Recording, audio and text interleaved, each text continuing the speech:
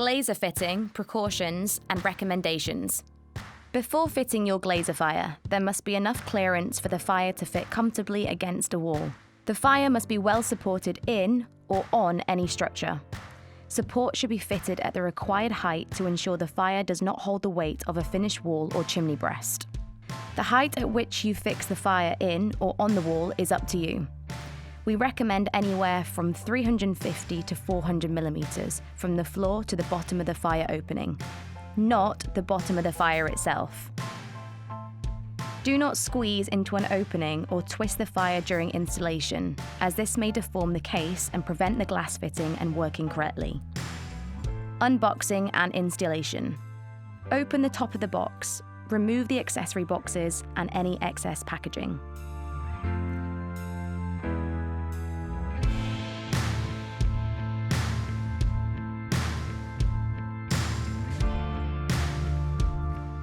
Remove the screws at the base of the box and lift off the top carton. Both top and bottom fixing brackets come already attached to the fire. The bottom bracket will have to be removed to begin the process. For now, leave the top bracket in place. With help, tilt the fire forwards and remove the M6 bolts and washers in each corner.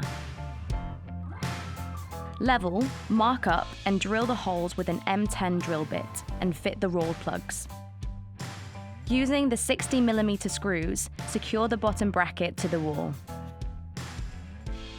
Place and hold the fire on the bottom bracket and refit the M6 bolts and washers through the slots back into the fire, keeping the fire firmly pushed against the wall.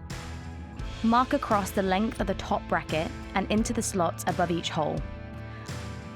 Once again, remove the M6 bolts and washers in each corner from the bottom bracket and place the fire onto the floor. Remove the top bracket from the fire. Using it as a template, mark the fixing holes on the wall. Drill the holes with an M10 bit and fit the rawl plugs. Using the 60mm screws, fix the top bracket to the wall. Place and hold the fire on the bottom bracket and screw the top bracket back into the fire with 13mm screws. At this point, you will be able to level the fire accordingly when refitting the M6 bolts and washers through the slots of the bottom bracket and back into the fire. Most important, and if you haven't already done so, make sure you now fit the mains cable tightly into the fire. Fuel effects and glass fitting. Each Glazerfire has its own individual log layout. You will find that booklet in the accessory box, or you can go to the support page at www.flamerightfires.com. Care must be taken to ensure the channel at the front of the fire is not obstructed. Anything dropped into it must be removed before installing the front glass. Once your log effect has been added, you may fit the front glass. Push the side glass back towards the rear of the case. You will notice there is a long gap on the underside of the opening that runs along and in front of the heater outlet. At an angle of approximately 45 degrees, push the glass up into this void, making sure the bottom of the glass clears the lower edge of the opening.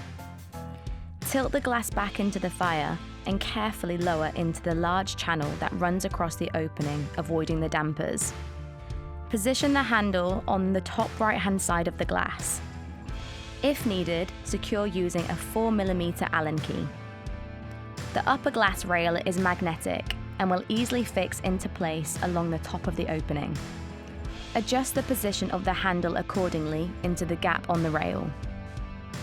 With the front glass tilted rearwards, pull the side glass forwards. To open and close the front glass, place your index finger on the handle as shown.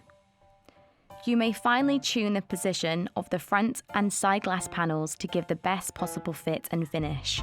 Finally, and most importantly, test your fire before commencing any further building work and double-check the mains cable at the base of the fire. Once your fireplace is fully installed, a decorative trim, held on with magnets, can be fitted around the base of the fire to hide the fixings. Your installation is complete. Should you require any further help or support, please visit www.flamerightfires.com.